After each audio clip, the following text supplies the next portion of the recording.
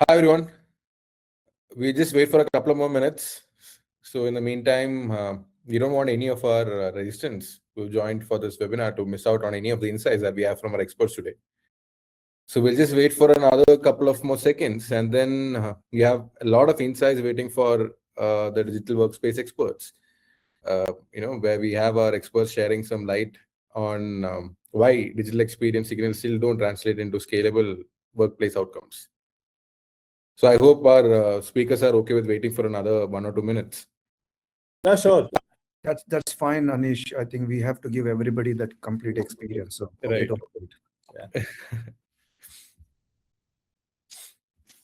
Yeah, I can see people joining in. Yeah, hi Paul. Thanks for joining in. Yeah, hi Michelle. Thanks for joining in. Yeah, just not to keep our all those who've joined in further waited. In fact, we'll have this entire recording available on our website.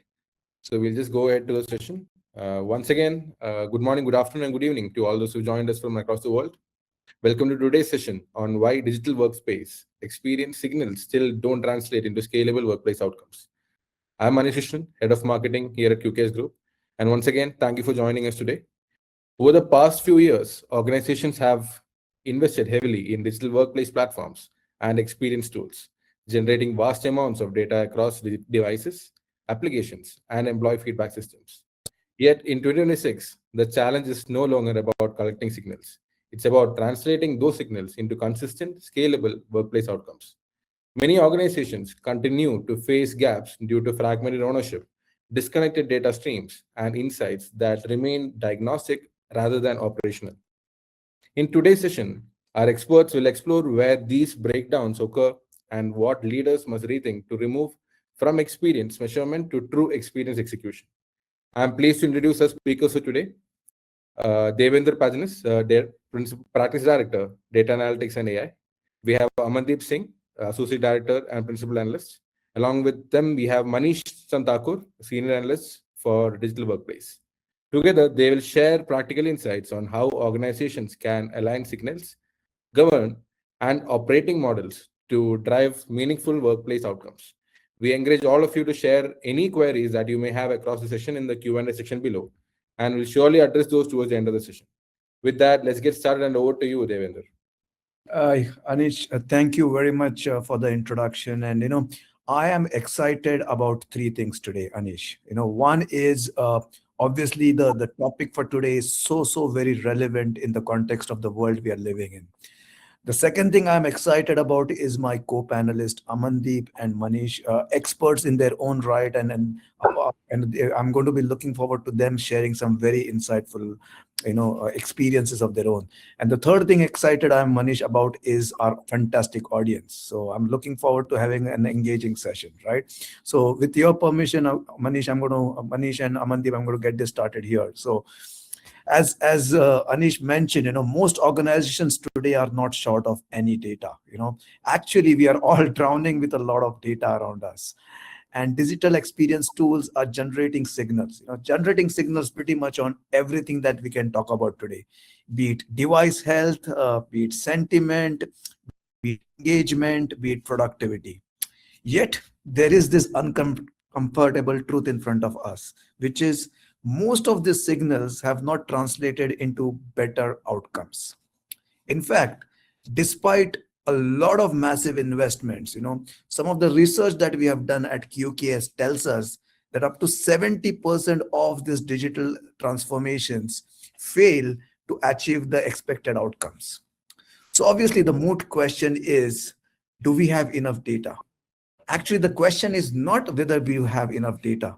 The real question is that why do these signals don't translate into outcomes? So indeed, we are not data poor. We are actually outcome poor, if I have to say. Organizations are flooded with these signals, as I said. The visibility problem is largely solved, but the visibility is not the same as the value. Despite this explosion of intelligence, outcome remains stubbornly inconsistent. And obviously the transformation stall because of this. Experience doesn't improve at scale, And the biggest problem is the ROI remains elusive as ever. So there's something that's breaking, right? So what's that one that is breaking? So the real question that we have today on the table is why all this intelligence does not convert into impact and scale. And that's what we are going to unfold over the next 45 to 60 minutes. Yeah. So before we move ahead, I would just like to run a small poll and understand that we are better aligned for today's session. What are your views? So I'm just starting to run a poll, and there'll be a direct question that will be come up, and I request everyone to keep watching on this, and yeah. So as I can see, a lot of things are moving on, and yeah. We'll just wait, and then we can be back to it. Mhm. So to all those who joined us, these polls are being designed in a way that we want to engage all of you throughout the session. And I highly appreciate if all of you could put on your answers so that we have more personalized insights for all of you coming up. Yeah. Yeah. So, yeah, I think no single one. I think we got a 100% answer, and I think we are aligned in the same way. So if I just talk about how Devendra, you were spot on, and just carrying that forward. I wanted to ground this in what we are hearing through our latest QCase, VOC, resonance research, and broader practitioners conversation around the market. So what I think that what is actually becoming interestingly more clear is that the digital workplace experience has actually entered a different phase of maturity. So if you see a few years ago, the market was focused on visibility, also getting instrumentation, but proving, the main problem at that time was proving that employee technology friction could even be measured in a credible way. But that phase has largely been established. You'll see everywhere, has people have a lot of tons of metrics that they can measure the employee productivity. But the conversation that will happen in the other half of 2026 is far more demanding than this, because enterprises are now being judged on whether they can turn the workplace insight into a business grade execution, with ownership and enough repeatability to actually create measurable outcomes. And I think that is the story I'm trying to focus here. So when we look at the market today, the most striking point is that the economic case for action is already very clear for everyone, because the digital friction is no longer a hidden issue sitting inside an IT operation. Devendra mentioned we are not data poor, but we are outcome poor. So if I take an example, like in a 2,000 person organization, it can translate into more than just 3.4 million in an annual productivity cost, which is huge, right? Very huge. And what this means is that this already has moved well beyond an employee experience discussion now, and it is actually into the core of operational performance. So it affects the workforce continuity, time to productivity, interruption levels, and the everyday efficiency with each employees actually get work done. At the same time, the executive awareness is also strong, because you can see nearly 90% of leadership believes that seamless digital workplace experience is a very critical part. So market does not need more convincing around this strategic importance. It's already there. Where the real gap emerges is in the organizational readiness to deliver on that intent. So I've mentioned that around 60% of organizations still have their DEX, that is digital employee experience to management tools, but they are fragmented across the functions. And that fragmentation matters because it creates inconsistency at the point where employees actually experienced technology. So one team may own device health, other may own collaboration tooling, other may own access, other may own employee support. Yet the employee experience all of that as one workplace environment is not convincing. And that is why even with growing investment and strong executive attention, only 40% of employees report satisfaction with workplace technology. The market signal is very powerful, and strategic priorities rising much faster than the operational coherence that was there. So just closing up, so deeper insight from takeaway from here is that digital workplace experience has entered and into an what I call it as an accountability and ownership phase, because the question here is no longer whether organizations care about organization. The question is whether they can actually operationalize that care in a way that employees can actually feel, and business can actually be measured. So if I move to the next, yeah. So once now that gap is visible, what should be the next question? It becomes more specific. If the money is being spent, the signals are being captured, and the leadership priorities already established, then where exactly is value leaking out of the system? Here's what I come up with. My investment and impact flat is that what I'm going to tell you here is that market challenge is no longer about signal scarcity. I think it's about conversion design, how these signals are actually getting converted into operational excellence. It's about that. So organizations today have more workplace telemetry, they have dashboards, more diagnostics, more sentiment inputs, and more monitoring coverage. It was not there earlier, but in theory that should have created a much stronger relationship between investment and impact. But what we are actually seeing in the market, a flatter outcome curve, and that means the bottleneck sits somewhere between the visibility and intervention, right? So the middle layer where many enterprise remains underbuilt is the area. So they can actually detect slowdowns, instability, login friction, support spike. They can detect device degradation as well, collaboration issues, and whatnot. Yet I think those observations often stop at the level of awareness only, because the signal is identified, but it is not getting translated it into a clear defined operational response with sufficient authority, urgency, and follow through. So as a result, I think the enterprise becomes very good at seeing friction patterns while remain uneven in removing them. So this is also, I think, why the current measurement models often create a false sense of progress, because many organizations are still rich in activity metrics and relatively poor in outcome metrics. They can tell you how many alerts were generated, how many tickets were created, how many surveys were actually getting completed, and how many dashboards were reviewed. But those are useful for operation. But those are useful, but they do not tell the leadership whether employee effort is falling, whether the disruption is sinking, or whether the productivity is recovering faster. So in 2026, that the distinction that matters immensely is because the market is demanding proof of transition and not just proof of visibility anymore. So to sum up this part is that I think the critical gap in digital workplace sits in the conversion layer, the layer that should connect signal, interpretation, prioritizing, and response towards measurable business outcome. That is my take. Anish, we can move to next. Yeah. So and when that if I talk about this, so when that conversion layer layer stays weak for too long, I think the problem does not remain a simple efficiency issue. It starts becoming more structural.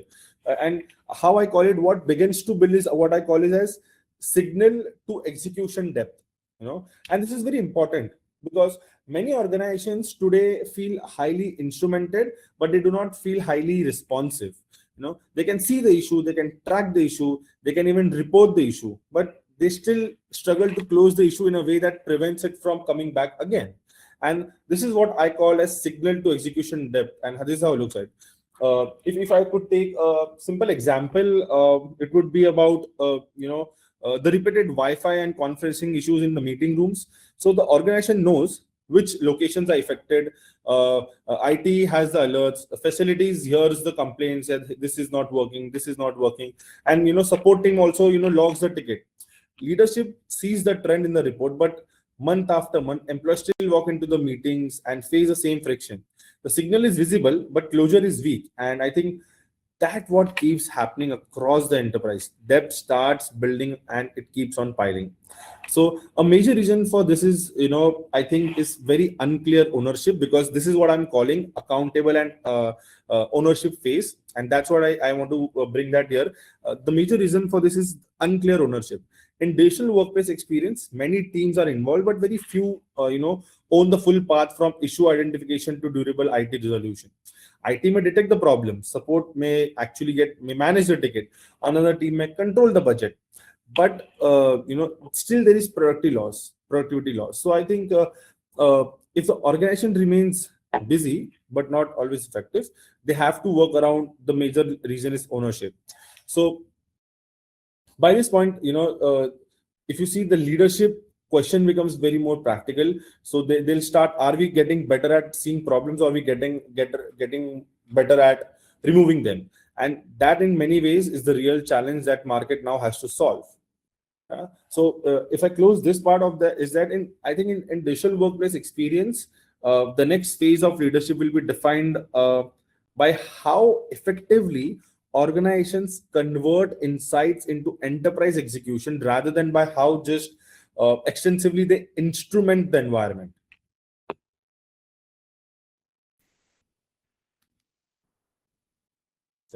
So yeah, Manish.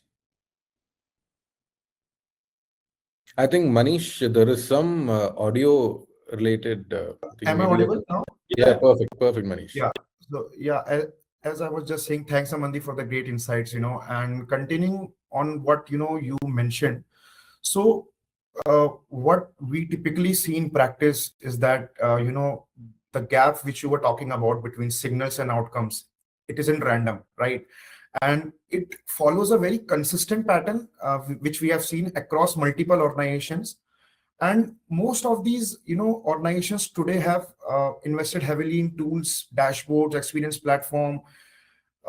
But clearly, the visibility is not the real issue anymore, I believe. The challenge starts after that, when organizations are, try to convert those signals into action. And this slides, broadly fragments these points into three areas, which is, the first is ownership. So the digital workplace spans across multiple teams, which Amandeep has highlighted.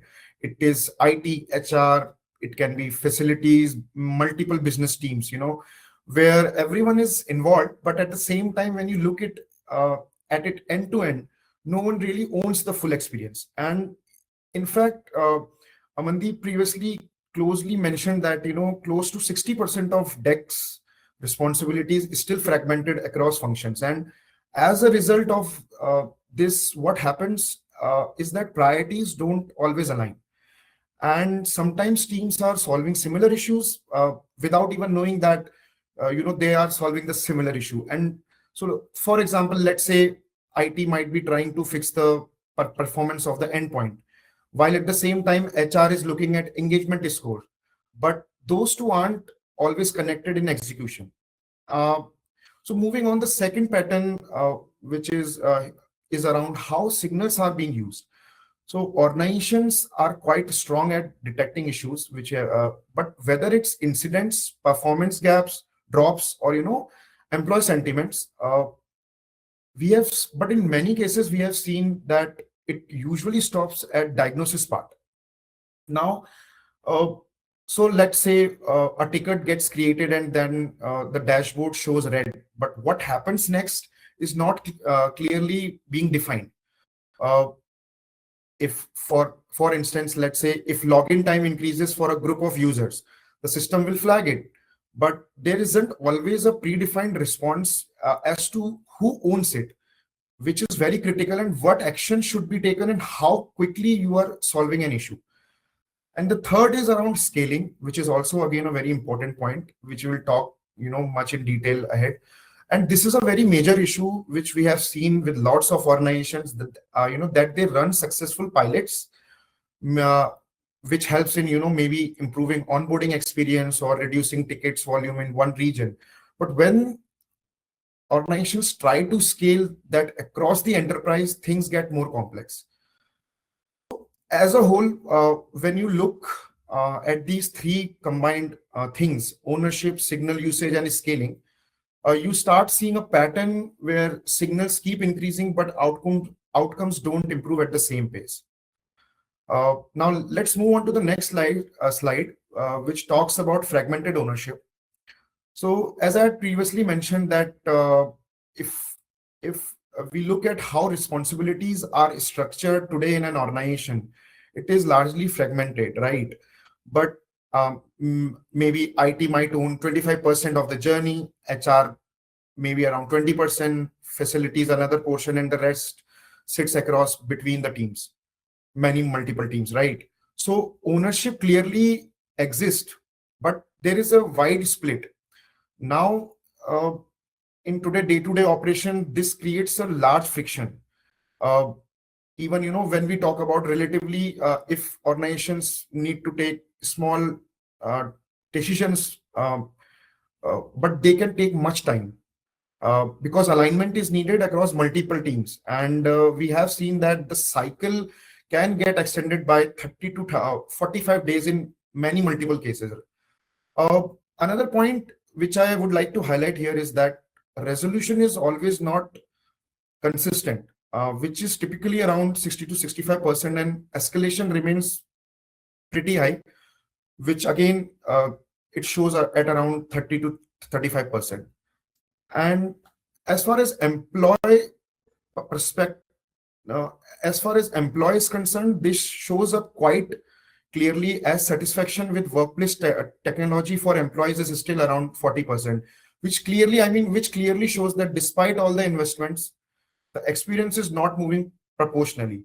And this is not really just about tools, it's about how ownership is structured.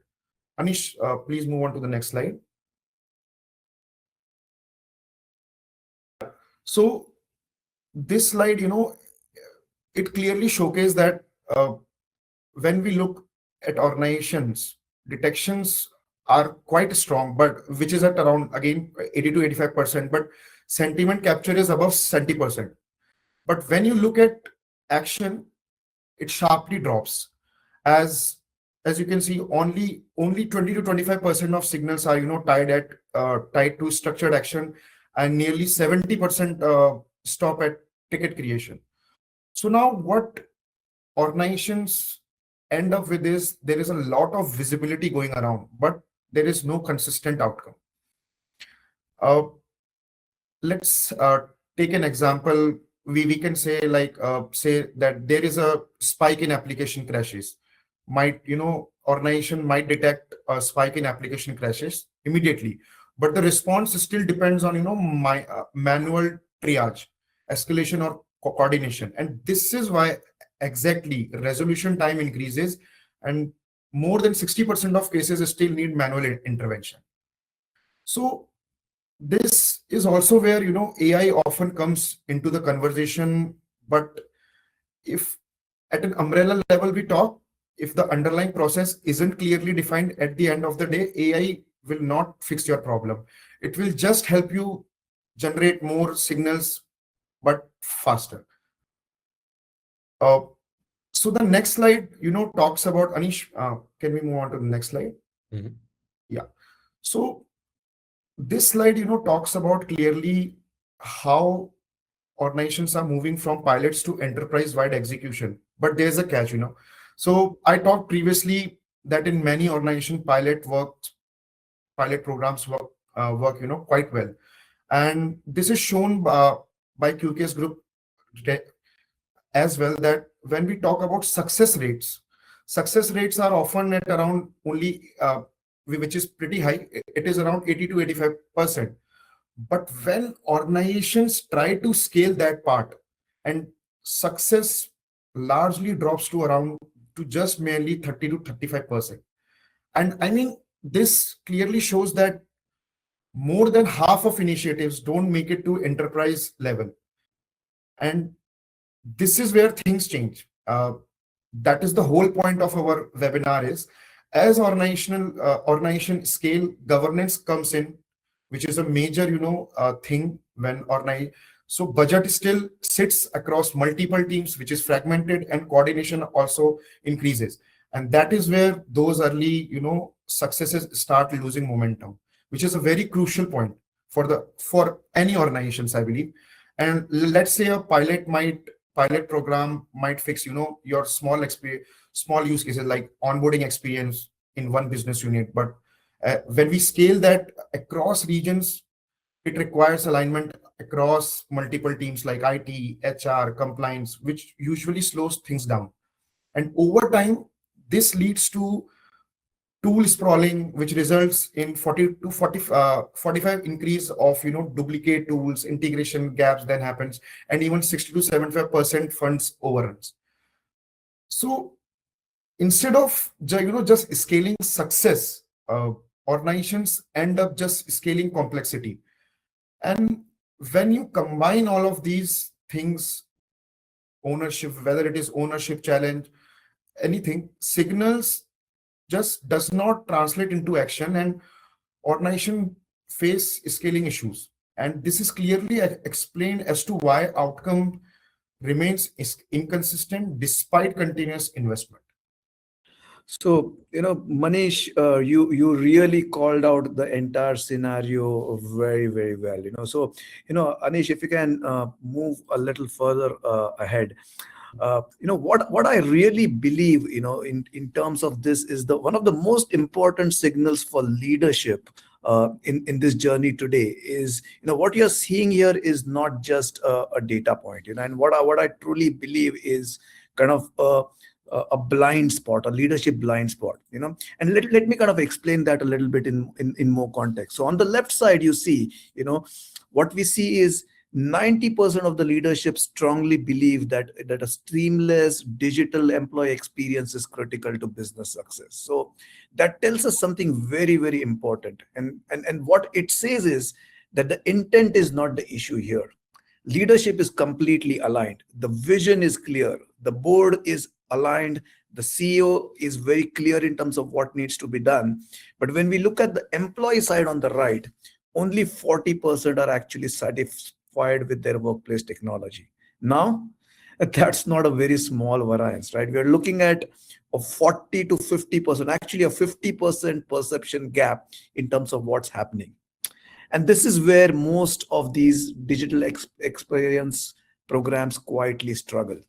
Because what the gap is really telling us is we are overestimating the impact of what we have built. The leadership feels, oh, we have delivered, while there is an underestimating reality of how it is experienced. So clearly, this is not a technology problem. It's an experience and an execution problem. While the focus has been heavily on tools, deploying these tools, platforms, and systems, but the employees, the end users, judge on something very different. They look at it in three ways. How easy is it to get the job done? How much friction do they face in day-to-day interactions? And whether these tools really improve their day-to-day productivity experience. And what happens when these two parameters don't meet? Two things are easily going to be followed. One is low adoption and silent resistance. You will see these tools being less utilized, as well as there is also a resistance in terms of new adoptions. So let's be very clear, this gap has real business consequence. Again, a three-pointer. The impact is on the ROI in terms of the investment that's done. The speed of adoption of new initiative goes down. And most importantly, and I really call it a big game changer here, is the trust in the leadership-led transformation starts to slow down. Because when leadership says transformation is working and employees don't feel it, not only this 50% gap starts to grow, but the more important aspect is the credibility starts to erode. So Anish, let me kind of move a little further here and build on my previous point in terms of the signals, right? So what I really call this as an AI paradox, and why I call it an AI paradox, because, the AI adoption is rapidly increasing, as all of us are aware. Our early, kind of research at QKS tells us that the AI adoption is at about 75% in terms of the progress, whereas the signal generation, the signal processing, has increased at a staggering 300%. Again, it looks like we have made progress, more data, more insights, more intelligence. But where the paradox comes really is, despite more signals, the outcomes don't translate the 300% increase. Outcomes are not improving at the same rate as the signals. In many organizations, AI is not simplifying the decision making, it's actually complicating it. And let me explain the why behind it. Because AI by design is an amplifier. If you tell AI something, AI is going to amplify it. It's going to amplify whatever is already existing in our systems. If we have clear processes, if you have clear systems, if you have clear governance, AI will scale the outcome. It's almost going to be like a mirror. But if any of these processes, this ownership or this governance is going to lack it, AI is not going to fix it. AI is actually going to expose and going to amplify it.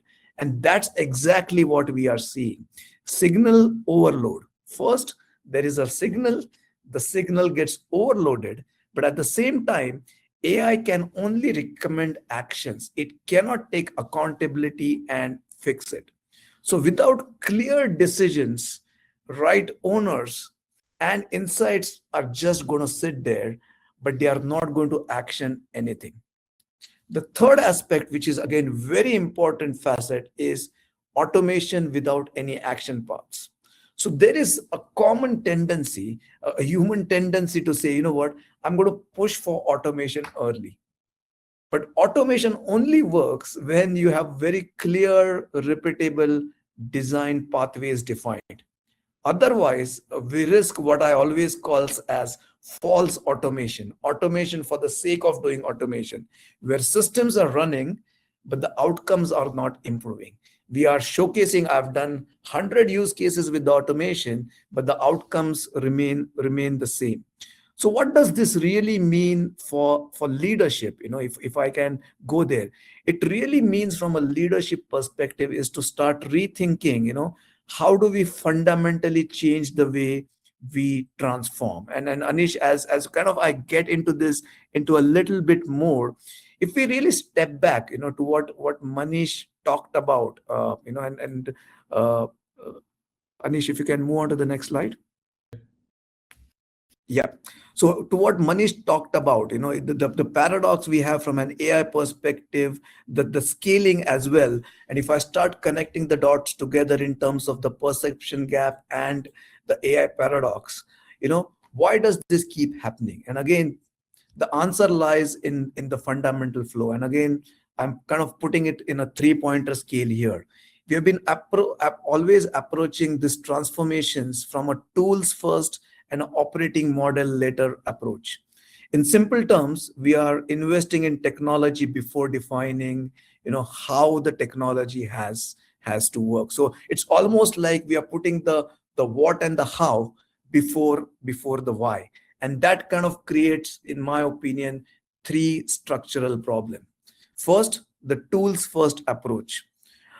I've seen many organizations deploy platforms without fully mapping the workflows, the decision points, or the user journeys. So technology goes live, we have a platform ready, but the way the platform works doesn't fundamentally change.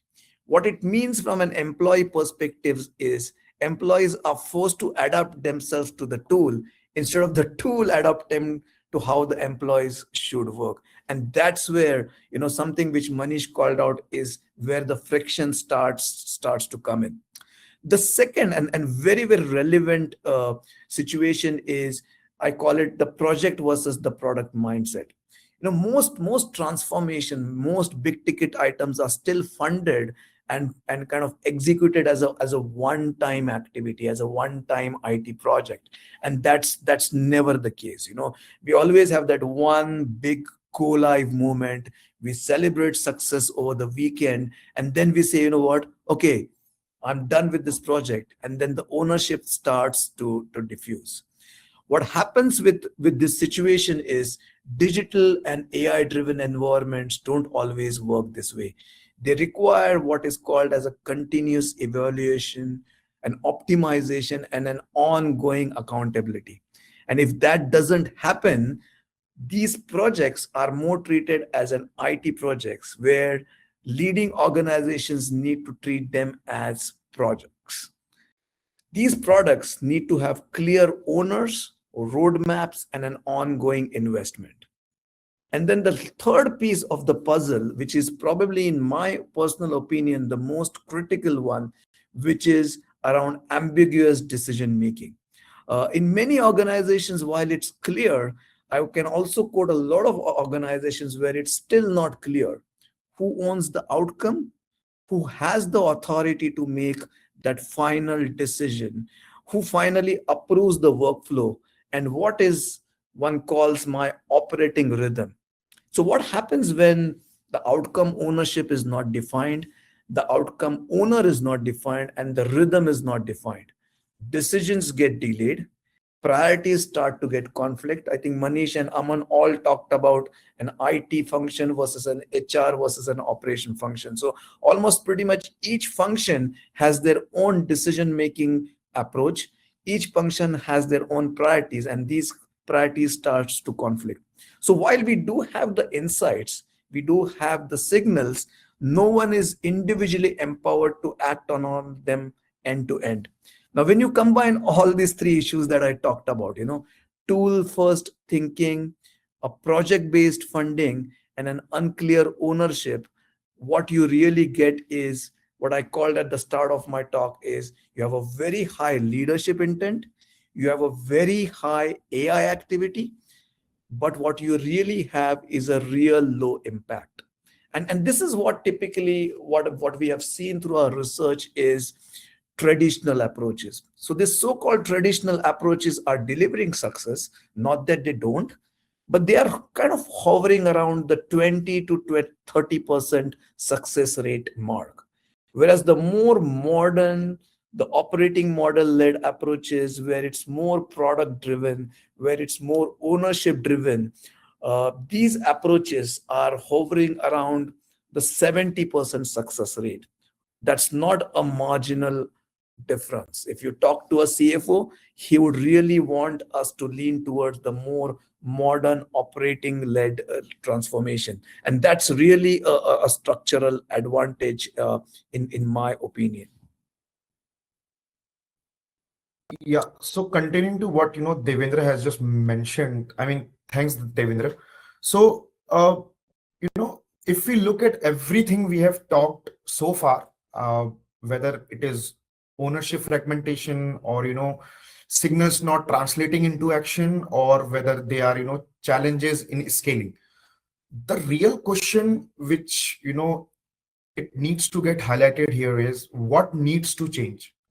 And what is usually seen across multiple organizations is that this is not just solved by adding more tools, etc., or it really requires a shift in how the digital workplace is actually operated. And I would really like to highlight the major four shifts which we understood so far in this journey is that makes true difference is first, having a clearly defined experience owner is very much in need. Someone who is accountable, as Devendra just mentioned. There needs to be a person who is accountable, who takes the responsibility end to end. Second is designing signals so they are actionable, not just telling you what happened, but what should happen next. And thirdly, having a consistent execution flow. So let's say, like, instead of reacting to issues, teams should review signals weekly, or prioritize actions and close the loop. So closing of the loop here is very important. And last but again not the least, which is most important, is governance, where where alignment of multiple things come together, whether it is teams, budgets, and many other things come into the picture. So if we look at this slide, what's important here is these don't work in isolations. I mean, organizations might see improvement with one or two over here, but the real impact comes when they work in combined force. So maybe say the shift is really from managing dashboards to managing outcomes through an operating model. And this is what an operating model looks like. Now moving on to the next slide. So this slide, clearly showcases while ownership exists across functions, only about 30 to 35% of organizations have clear accountability. And just over 50% have some level of budget alignment. So ultimately, this shows that even when roles exist, authority is not often limited. Now the shift here is not to just move to a single accountable owner, but we need to understand that it should be someone who is actually responsible for the full digital workplace journey, as I talked about, end to end. And for this role to work, three things are very crucial. First, clear accountability. Second, budgets. And third, ownership of outcomes. Because without these things, even strong initiatives will slow down, and when they require coordination across teams, initiatives will slow down. And in organization where these things are clearly defined, you will always see faster decisions, better alignment, and of course more consistent execution. And lastly, more importantly, organization will start seeing a direct link between signals, actions, and outcomes. So I'll take the further ones, the operations, the unified layer, and other person. So I think Manish, you are absolutely right, and you are spot on. And I think if I just build up from the experience owner that it comes is, once I think the diagnosis is clear, what should be the next question in a very practical way? I think it should be like, what does a more mature operating model look like, right? Because in the first, Devendra sir mentioned about so many things. He mentioned about right problem, ambiguous decision making. The first part of the story is about why outcomes stall, and I think the second part is about what leading organizations will need to build in order to move from the episodic response, towards a disciplined execution, right? So I think in our view, that shift does not come from that one big platform decision alone. It would come from the specific moves of, as Manish mentioned, the experience layer, designing operational meaning into signals, building a management cadence around the response, and then creating a governance model that aligns, right? So the first move, it was experience, and then it comes the operational signal design. And this is where the digital workplace experience starts becoming an operating system rather than a reporting layer. A raw signal has very limited values unless the enterprise has already defined what the signal means in operational terms. So it needs threshold, it needs response logic, it needs a playbook, it needs more clarity on who acts, how fast they can act, what can be automated, what cannot be automated. Because without that, the design layer, the organization will remain dependent on much of the manual interpretation. And this is the main problem. Manual interpretation is exactly where consistency starts breaking down. Obviously, if Manish has given a lot of examples, just taking that from him, let me quote an example of how I can explain. So let's take it. Imagine employees across one business unit, being facing repeated logging delays maybe every Monday. Monday morning blues, and they face login issues. So if you see in an environment where it's not that mature, the issue may simply appear as an increase in service checks activity or a spike in authentication related alerts. But where there is the environment is more matured, that signal has already been designed into the action logic beforehand. So once latency crosses the defined threshold, the event is categorized, routed to the right owner, checked against known patterns, and moved through a pre-agreed response path already. So if the issue matches a recurring condition, the system can trigger diagnostic immediately and shorten time to resolution before the employee base, experience a wider dispersion. That's what I'm talking about, the operational maturity. You have to design your operation in such a way that it works in a diagnostic mode as and when the event occurs. And this is the actual crux of this slide. Is signal design is about converting raw observations into decision architecture, and it is the discipline of deciding in advance which patterns matter, which thresholds require intervention, and what role-based action follow, and where automation can reduce the response time and variability. Once you fix this architecture and you establish it, the enterprise begins to create genuine signal to action workflow that can perform with greater precision and lower dependence on ad hoc judgment that currently some organizations do, right? So if I move to next, Anish, can you move to next? Yeah, Bridham. So once now those signals have been designed properly, it is not just enough, because even the best action logic will underperform if the enterprise does not run it with a how I say disciplined management cadence. So it's about scaled operation rhythm. So one of the most common reasons workplace experience program lose momentum is that execution remains event driven. So teams mobilize when a visible issue escalates, priorities shift when frustration builds, and there are attention spikes when a recurring problem becomes impossible to ignore. So I think this creates the burst of response, but it does not create an institutional habit of execution. It is not coming from within. So what leading organization needs instead is I think a rhythm that makes digital workplace response part of the management system itself. So if I put it in a better way, imagine a company being begins to see a recurring pattern in employee onboarding. So devices are provisioned on time, but applications take too long, collaboration tools are not fully configured, and the first 10 days generate an unusual high support burden. But if that pattern is handled one ticket at a time, the enterprise keeps treating symptoms because it's not actually working on the root cause. Because when it is reviewed through weekly triage, it becomes visible as a recurring operational theme. If you see the same problem in the monthly journey, you'll find leadership can see that the problem sits in onboarding readiness rather than in isolated support incidents.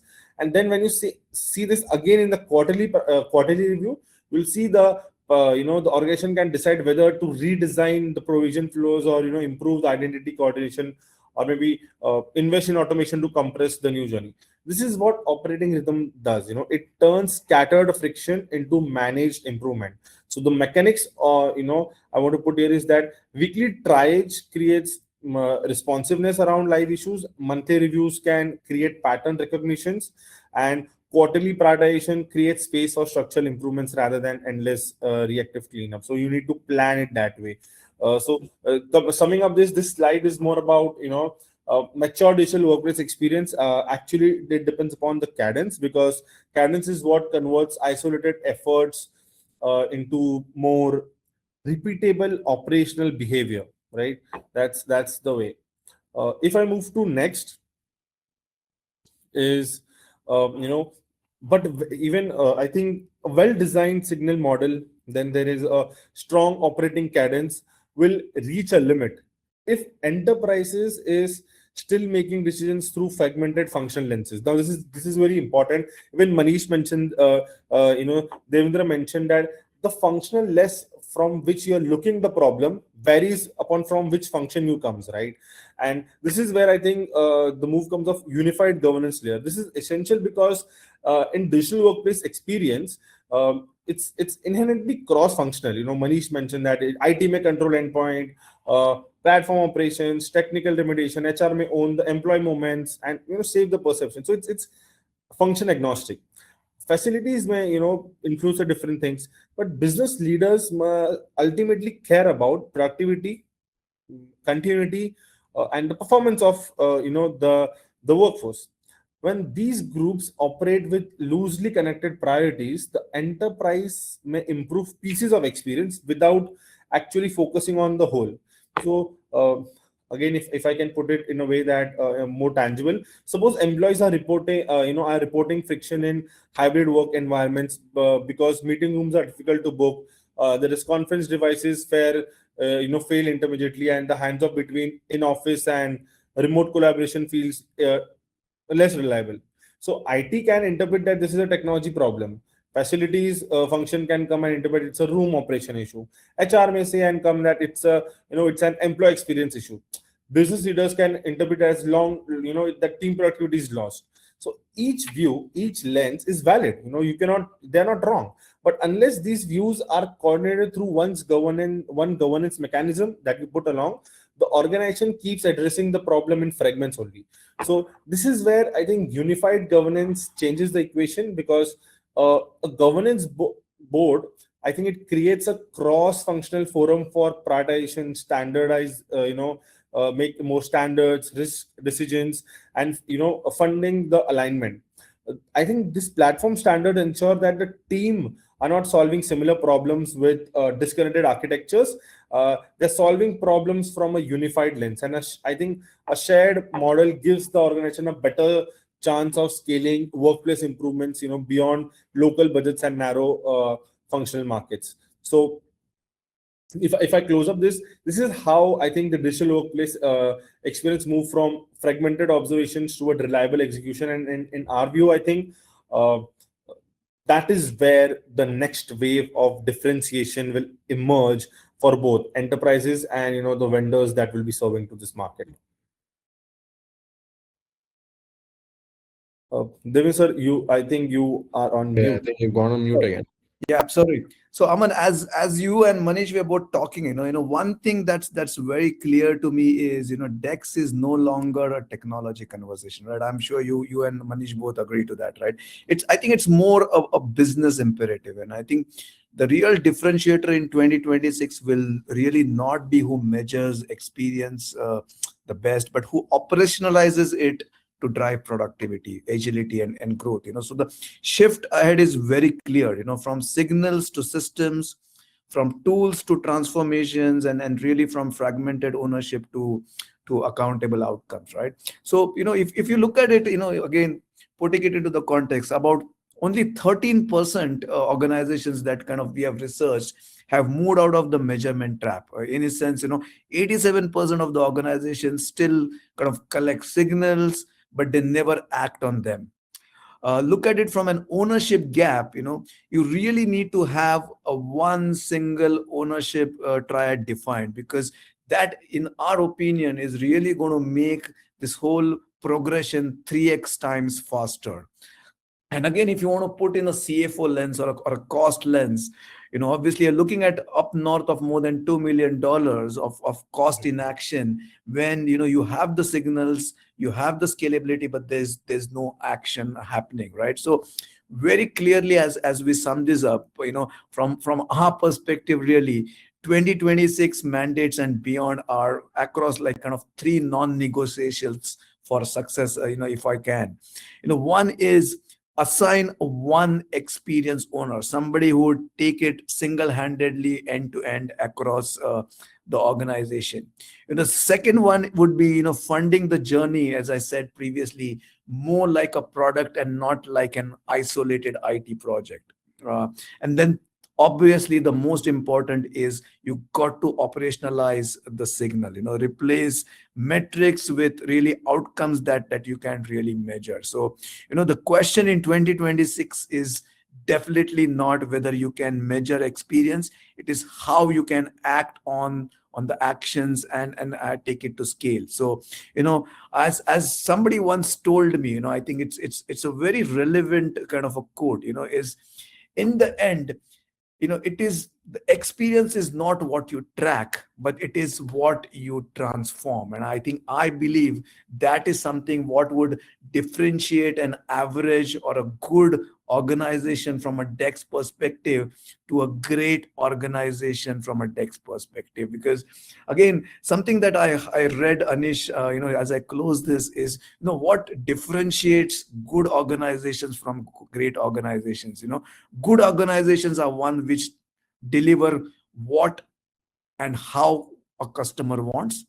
Great organizations deliver why a customer needs what. So I think with that, I come to the close of this webinar, Anish. We are open to any questions or any comments that we have. Yeah, very well said, Devendra, and thanks a lot, Aman and Manish, for sharing your insights. We do have a couple of questions that has come from our audience. I'm not sure whether we can take up all the questions that we have got so far, but though I'll just pick up the last two questions that we've got. Let me just take that up. Right. So we have a question which is talking about if we invest in better DEX tools for AI, won't that solve most of these challenges that you guys have mentioned today? I think Manish would be a good candidate. I think he's got a lot of experience in this space. So Manish, if that's okay, if I can have you answer that question. Yeah, absolutely. So yes, again, a valid question, and honestly, what we have seen, a lot of vendor conversations are centered around this specific thing only, but what we usually see is tools, as I have as all of us, Devendra and Amandeep, we already mentioned that tools just don't fix the problems by themselves. They actually amplify whatever structure already exists. So ultimately, if the ownership is fragmented, organization will just get more signals flowing again into the same fragmented model. So, and if actions are not defined, so organizations again will generate just more tickets. So adding to this, I believe that where organizations see real impact is when they first define who owns the outcome and what action should follow a signal. And then on top of this, layer tools or AI on top of that, so that ultimately these AI and tool helps, but only when there is a standard operating model already in the place. Thanks for answering that, Manish. So it's clear that it's better to have a standard operating model than invest into AI and more tools, just creating more fragmentation, I believe. So we have the next question rather than so the next question, which talks about what's the most practical way to get started in the next 60 to 90 days without a major transformation. I think this is a question that most of the leaders in this industry are facing or have it in their mind. Yeah. Devendra, do you want to take it up? Yeah, I'll take it up. Amandeep, if that's okay with you, I know you're not getting an opportunity to answer a question, but if you are okay, can I take that question? Because as Anish said, this is something very close to my heart, and I've had a lot of leaders actually ask this question. So Amandeep, with your approval, I can take this on. Please, sir. Yeah. So I think, Anish, this is a very, very relevant question, and I'm glad somebody posted this, because this almost shows that somebody is trying to get leaned in here and trying to get something started in the next 50 to 90 days, right? So I think the most effective way we have seen is to start small, obviously, but also be very focused. Sometimes we start small, you don't have the focus. I would say start small, but be focused. And then I'll probably put a two-step journey here if I can, Anish. One is pick up just one journey, just one thing at the organization level, something that has very high impact. And I think both Manish and Aman talked about this HR onboarding and the day-to-day productivity scenario. So just pick one which is a very high impact scenario, and then do three things. And what are those three things? First is really assign very clear ownership. Even if it is temporary, someone who can make that decision across all teams for that journey. I think that's I would say my number one adage. The second part of the journey would be, define your signals properly, and what do I mean by properly? What's the bold little underline on that properly is, define signals, what you can track, where does the threshold really matter, and what actions should follow in case you reach the threshold. So I think that's kind of the second part, Anish. And then the third one is, I think we kind of called it out earlier in our webinar, which is to create a very simple weekly rhythm. Review your signals, take actions, and close the loop. And then the rhythm kind of starts to build on that. Now, having done that with this one high impact activity, I think you then know the end to end, you know how the scaling works, and then that's what makes it easier, because now you're really scaling something that's proven. You have the collecting buy-in of everybody together, and then you're not starting anything from scratch for your second high impact, third impact activity. So Anish, that is what I would say the most practical way to get started in the next 30 to 60, 90 days. And I think at QKS, Anish, I believe we have a lot of research in this area, right? So if there's anybody that's interested, I think they should talk to us, and we'll be more than happy to not only provide kind of research, but also kind of advisory services in this space. So I'll be more than happy to provide some help in this space. Perfect. Thank you for sharing like that, Devendra. And like he clearly mentioned, feel free to reach out to QKS anytime in your journey of 60 to 90 days of transformation. We are always there to help you all in this journey. So as we come to the end of today's session, I would like to sincerely thank all of you for joining us and being a part of today's discussion. Today's conversation highlighted that while organizations have more workplace data than ever before, true impact comes from the ability to translate signals into coordinated, scalable actions. So as we move on, or as we are into 2026, aligning technologies, governance, and operating models will be critical in turning experience insights into measurable productivity outcomes. A special thanks to Devendra, Amandeep, and Manish for sharing their valuable insights and practical perspectives on building outcome-driven digital workplace strategies. And to all those who joined us, thank you for your time. Thank you for your participation. Do stay updated with our latest research, insights, and all the upcoming webinars. Follow us on LinkedIn at QKS Group and visit qksgroup.com for all the sessions that we have lined up for you.